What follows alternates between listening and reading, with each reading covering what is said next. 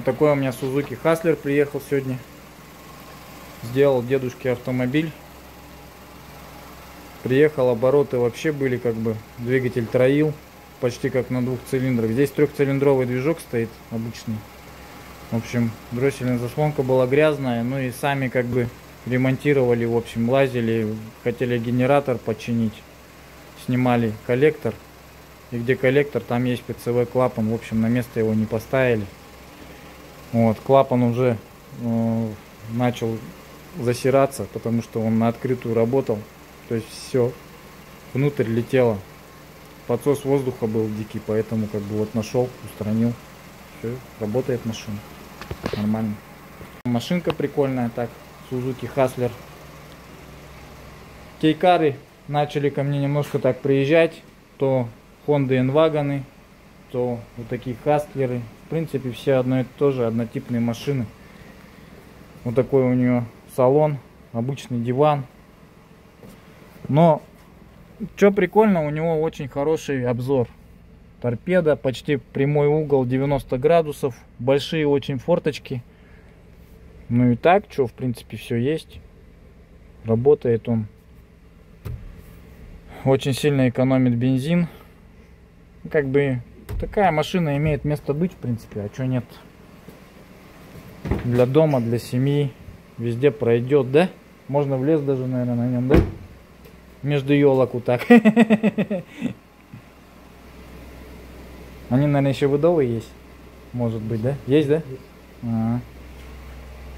Hustler.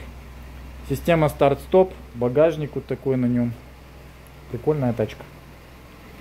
Почти нулевой свес у него вот здесь вот. Можно вообще спокойно где хочешь проходить. Ну и слушай, посадка-то не маленькая.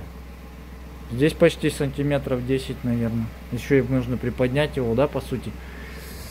Можно гонять и гонять. Сейчас обучится холостой ход и в путь. Расход упадет маленечко. Ну все, автомобильчик у меня уезжает. Приехал глох. При переключении на AD на R он глох. Сейчас уже не глохнет, нормально едет. Оп, резвый стал какой.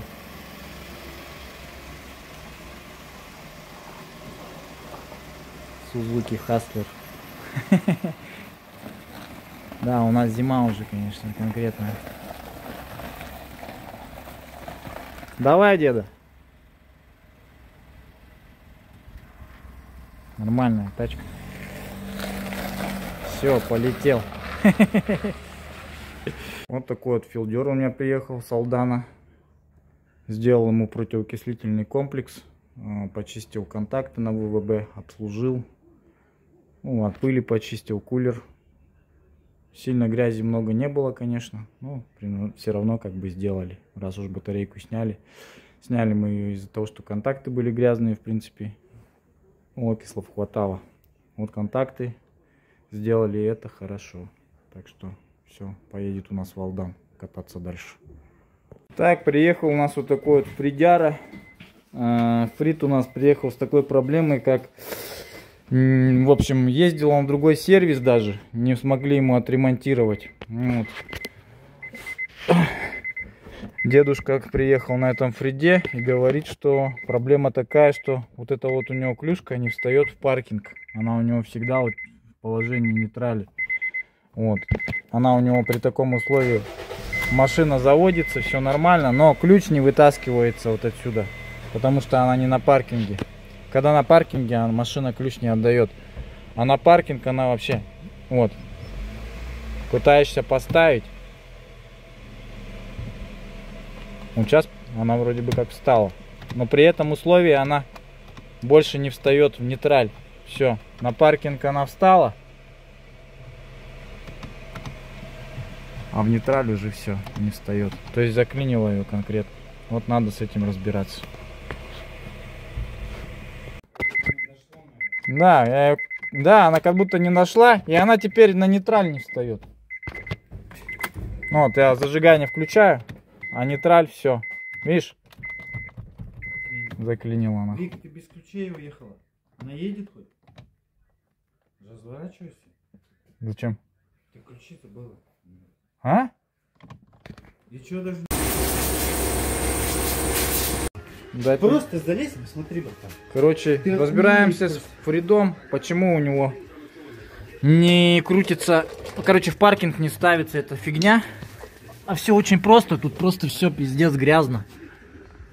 Вот так вот машины, как вот, где ездят? Вот смотри, вот под этой крышкой вот такая вот поебень была вся. Ну-ну. И что получается? Может, А он вот, на селекте вот он на забил, селекторе он под ним и он был. заклинил просто. Он не дает ему доключиться, получается. Видишь, Вот сколько сейчас попробуй. Да, я отправлял это. Ага. Короче, вот она.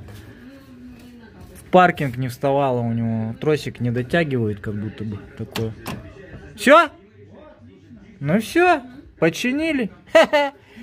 Вот тебе и вся причина, да? Ну, красава. Ну, а дед приехал, не мог даже в паркинг ее поставить. Ключ, говорит, не вытаскивается. Машина не едет. На нейтрале приехал кое-как. Ну, и все. Конечно, не право, это, блядь, это что? Но это он где-то поливал, я не знаю. Как по какой-то грязи. Если такое, на такой машине ехать куда-нибудь в этот, народ, оффроад, это надо какую-то броню делать нормальную, Не, правильно? вот, братан, его Не, еще надо, защита еще вот броню надо какую-то, чтобы еще сюда не попадало. Смотри, как под защиту залез. Ну, вообще, ну это грязь конкретно, жидкая грязь заходила, но. Вот приду, почистили дроссельную заслонку еще. Сейчас Макс все это закроет, все поставит на место и машина поедет в Амгу кататься дальше. Все, Фрида починили, поехал в Амгу, дедушка у нас тоже. Нормально все. Да не за что. Вот такие вот бывают приколы. Элементарно грязь набилась в трассовое там соединение и не включались у него скоростя. Сейчас чик-чик, все, поехало. Заодно дроссель ему обслужили. Сейчас будет машинка шептать просто. Так вот. На филдере с Максом чистим ЕГР. Все прокладочки новые поставили. Вот. На коллектор тоже новую. Датчик почистили. Весь его полностью помыли. Весь помыли, почистили. Дроссель почистили. Сам клапан вот такой теперь чистый. Был очень грязный. Трубка чистая. Все. Даже впуск почистили. Потому что впуск был очень грязный. Сейчас впуск вот такой вот более-менее. Слой прям был большой, 3-миллиметровый слой кокса и нагара. Сейчас нормально. Сейчас соберем, и филдер поедет у нас. А батареечку ему обслужить. Масла будут все меняться здесь. Масло в двигателе, масло в коробке. Ну и в принципе все. Добираюсь до кулера. Кулер вот такой вот грязный, уже шубой покрылся вот такой вот пленкой. Будем чистить. Ну а так что? Обслуживание ВВБ сделаем этому филдеру. Противоокислительный комплекс. Сейчас с движкой разберемся. Короче, машину купили. Говорят, и вообще ничего не делали. Уже пробег 160 тысяч километров. А проехали, ну, купили ее на 60 тысячах всего. На пробеге. То есть сотку она уже спокойно отъездила в Якутии. Вот. И в принципе тачка вообще не обслуживалась. Вот такие дела. Все, почистили ЕГР на филдере. Моторчик шепчет, сейчас обучается. Сейчас масло поменяем.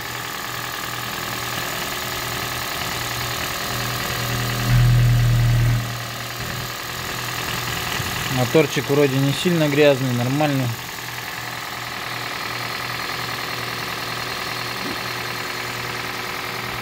Сливаем масло.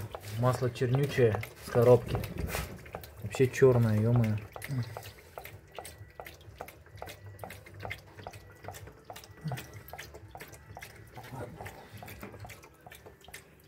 Да.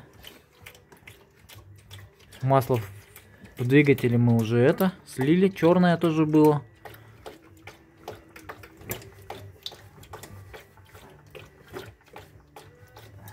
Вот такое у нас техническое обслуживание филдера происходит сегодня. EGR уже почистил. Параметры уже вошли на 1,3. Там что-то показывает вообще мало. Проходимость хорошая, клапан работает. Дроссель почистили тоже. Машинка шепчет. Свечки проверили. Свечи нормальные на нем стоят. Вот, в принципе. Так что побегает тачка. Сейчас масла все поменяем. Батареечку обслужим. И будет бегать. Так, контактики у нас грязненькие. Вот такие вот. Немножко окислы есть. Не сказать, что совсем много. Но батарея очень пыльная. Грязи в ней много. И кулер очень грязный. Вот такой вот. Вон сколько пыли, грязи набилось. Надо все прочищать. Поэтому не зря ее сняли. Сейчас контакты почищу. Будет нормально. Все, вот такой кулер у нас чистый. То весь был в бахроме. Сейчас будем его ставить. Все, вот такие контакты у нас после чистки. Все чистенькое.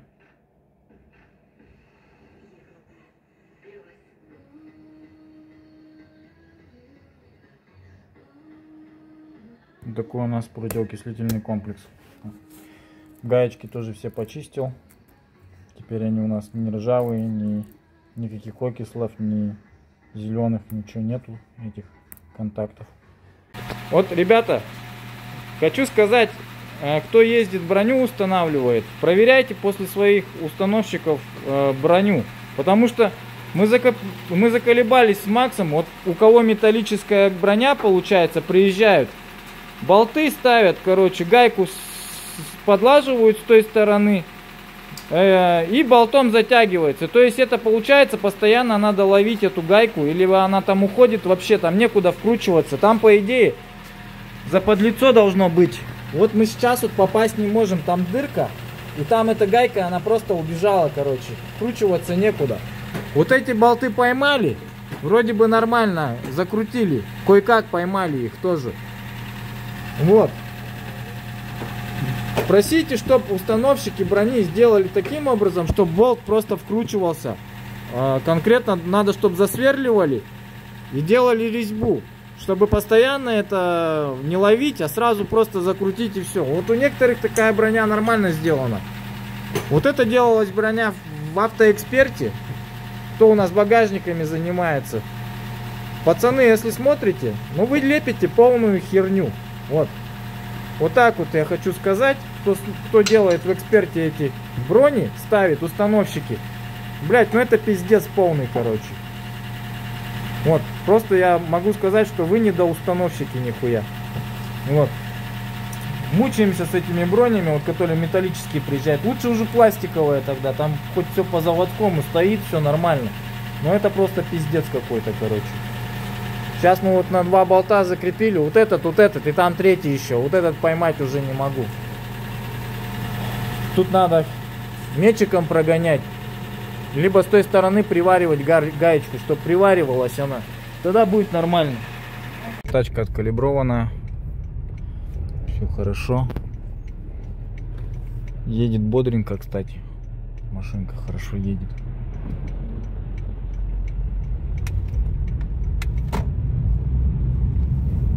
Откалибровал датчик ротора электромотора тоже. Заряд будет получше идти. Вообще без пинков едет. Ни пинков, ни рывков. Все плавненько.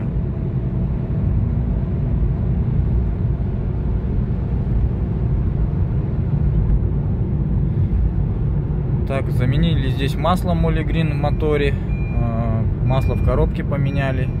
Жидкость тормозную поменяли в сцеплении. Прошли калибровки. Все фильтра, салонный фильтр поменяли здесь и заменили антифриз на минус 50 TCL. Вот такие вот работы были проделаны у нас с этим фитом красненьким. Пробег у него 78 953 всего. Вот. будет бегать, кататься до 100 тысяч километров. Потом хозяин приедет к нам на обслуживание выжимного подшипника на 100 тысяч километров примерно. Ну, 100-120 обслужим. Также все поменяем масла. Ну, в общем, на будущее это наш клиент будет обслуживаться. Фитенок хороший, в очень хорошем состоянии. Вот броню ему, конечно, сделали. Печально у нас уже в Якутске. Вот. Ну, броня хорошая, металлическая, речи нет. Она будет крепкая, но ее надо установить хорошо, чтобы можно было, чтобы потом на замене масла никакой этот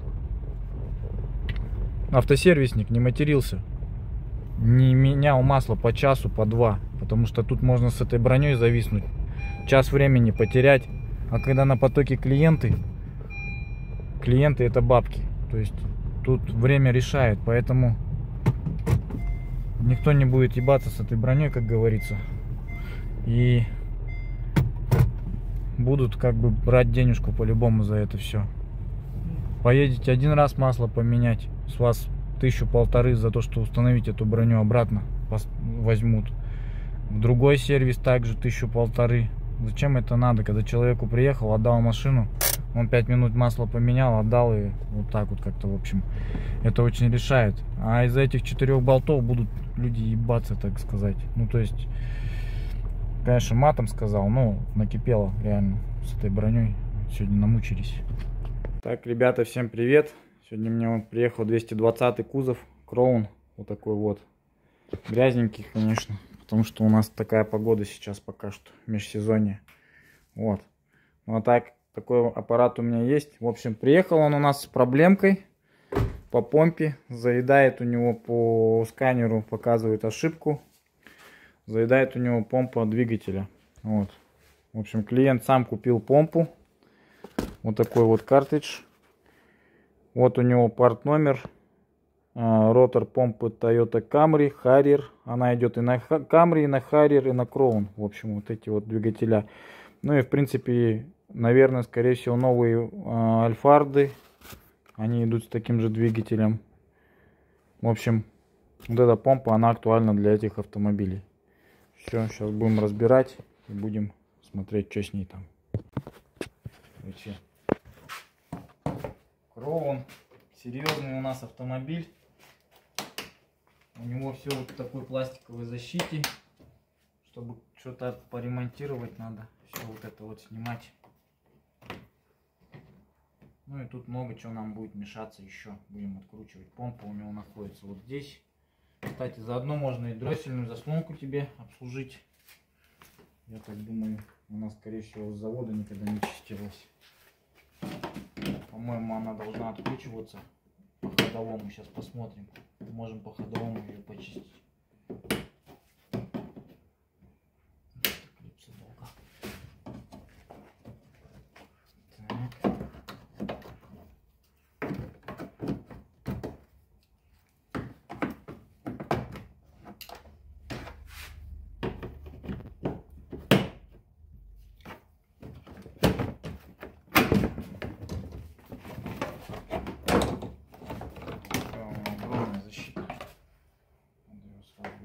Мешалось.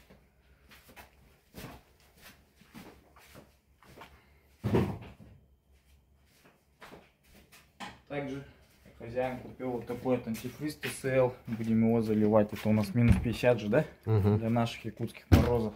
Самое то пойдет. Антифриз более-менее качественный. Показался хорошо. Также вот такой вот Акира есть еще. Тоже хороший антифриз японский. Вот. Я пользуюсь только этими антифризами. Так, тут видно, что у тебя, скорее всего, залито что-то японское. Еще, наверное, минус 20. Не менялся, скорее всего. Розовый слишком почему-то.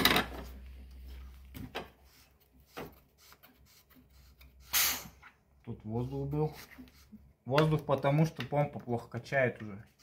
У нее заедает, получается. И она воздушится. В общем, сейчас будем сливать сначала антифриз перед работой с двигателя. Инвертор мы не трогаем пока. Хотя можно и в инверторе будет поменять сразу заодно. Этого антифриза должно хватить, по идее. Сейчас посмотрим, какой там у него этот морозостойкость. Так, есть прибор. Рефлектометр называется. Вот мы проверим, какая у него.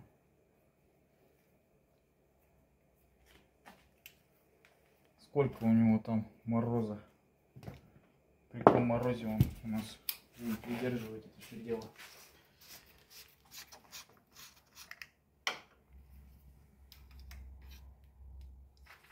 Так.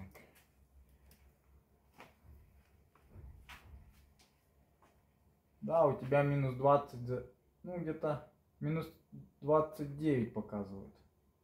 29 градусов вот этот антифриз, его надо менять. Здесь такой же явно залит. Поэтому антифризы будем менять. Ну все, в принципе, пока что. Пока можешь тушить. В общем, ребята, кто будет менять антифриз на этом Кроуне 220 будке, здесь прикол такой, что сливается два контура. Это контур инвертора, у него вот она, шланчик, просто его берешь, открываешь и все, и сливаешь. Все, с этого бачка все сливается нормально. А вторую, чтобы найти, надо пол машины разобрать. Тут броня снимается, вот эта защита передняя. И у него получается, кранчик находится вот здесь, где радиатор. Вот он, сейчас покажу. Так, перейду на вспышку. Вот подсветка, вот он кранчик. Он находится вот здесь вот, спереди, под защитой. Так его не увидишь. Вот рычаг получается, вот он кранчик. И все, и системой мы сейчас все отсюда сольем. Вот такие вот дела. Там лазить ничего не надо, я там тоже лючки пооткручивал, все посмотрел. Ну так, машина в принципе интересная, заодно изучаем, разбираем ее.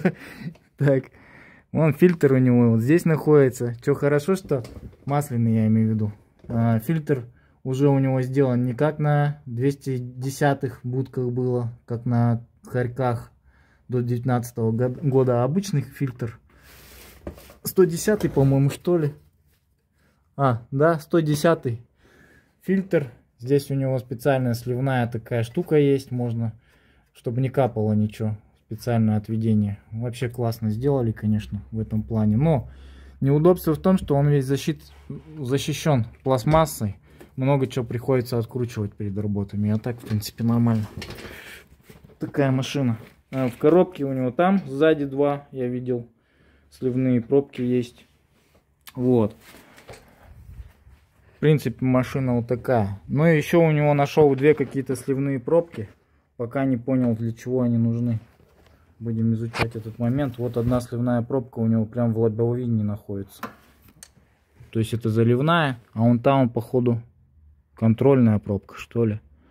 То есть, может быть, она чем-то связана с коробкой. Ну, с коробкой не может быть, по идее. Это двигатель конкретно. Непонятно. Ладно, будем изучать. Открываем антифриз. Антифриз почти 30-градусный. С Японии еще не менялся. Сейчас мы его поменяем. Дроссель заодно почистим. Дроссельная заслонка на нем грязная. Надо будет ее почистить, обучить.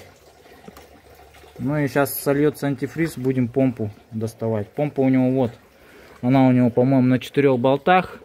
Вот эту косу надо откручивать. Ну и все, в принципе, и погнали. Двигатель очень сложный сам по себе в обслуживании.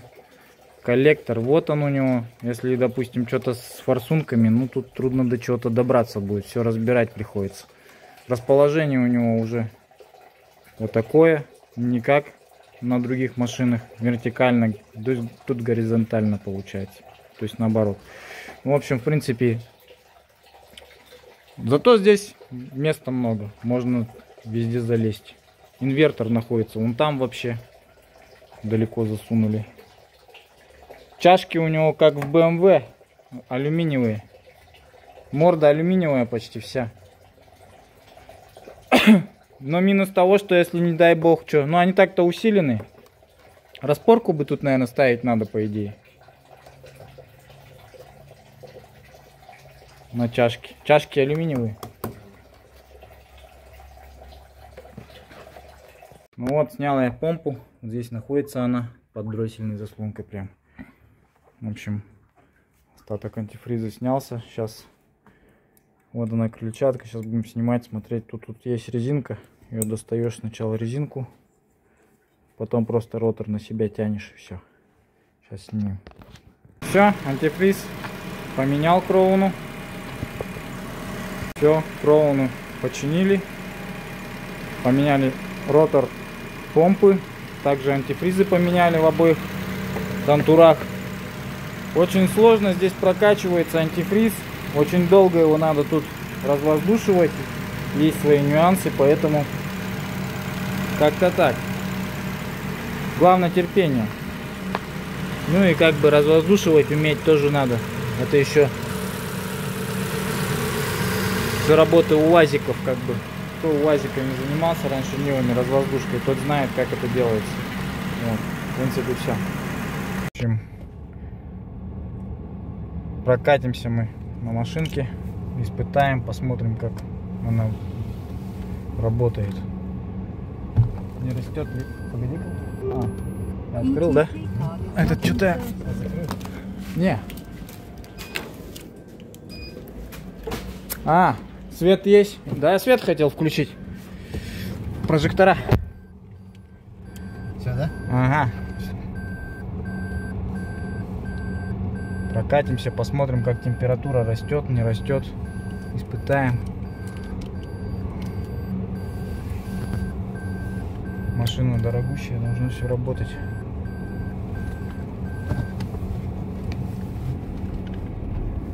Пока температура у тебя в норме, посерединке рабочая. Печка дует хорошо.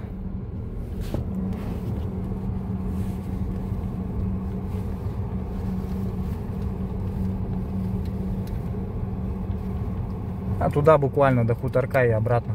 Магазинчик же есть.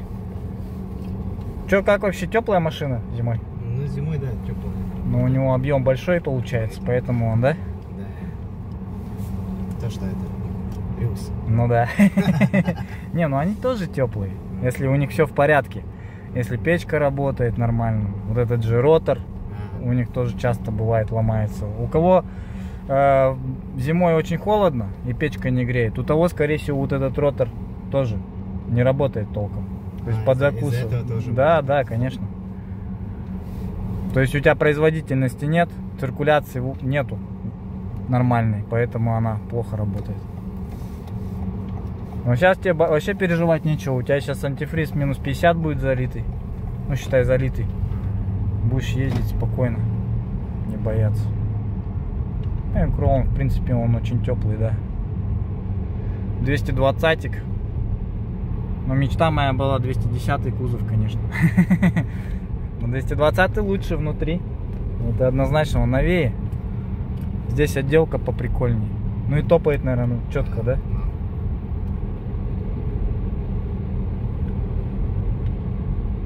Компьютер здесь, там компьютер. 3 экрана аж. Мультимедиа у тебя на английском вся, да? Да. Не русифицировано. Сколько пробега у тебя? 130. 130. Ну, нормально уже. Уже видавшие виды. Да. Все дороги знают. Не, шикарная машина. Идет он плавненько. У него уже свои темпсовские стойки крутые. Дорогущие, зараза, только. Ну, я говорю, подвеска у него крутая. Все технологично сделано. Рычаги алюминиевые, морда алюминиевая. Он, считаю, в весе очень такой сбалансированный. Еще он прикольно его сбалансировали, потому что у него, считай, коробка вот здесь только кончается. Он же на всю эту. Двигатель у него вот так расположен, получается. Уже никак не вертикально, в общем. Да. Из-за этого у него баланс отличный. Еще и заднеприводная машина. Выдовые они, по-моему, тоже есть, да? Да, есть.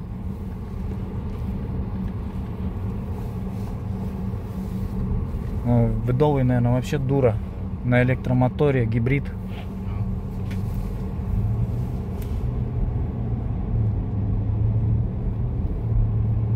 Да, я люблю такие машины, конечно. Вот эти вот. Все, что более-менее премиальное. Кроун, Камри, Harrier, Wildfire, Alphard. Вот это тачки.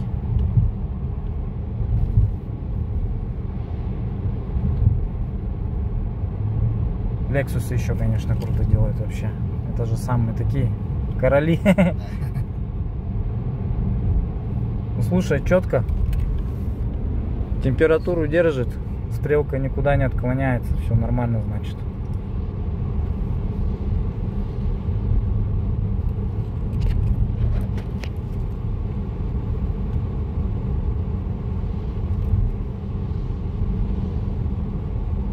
В общем, вот тут трудно найти сливную пробку.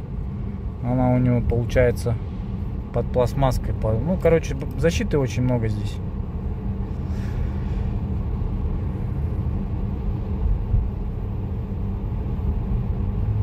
Фильтр масляный 110 здесь. Спокойно. Лючок есть даже. Удобно у него там сливать вообще. А в коробке масло менял? В коробке нет. Нет еще ни разу, да? Тоже бы надо бы проверить, по идее.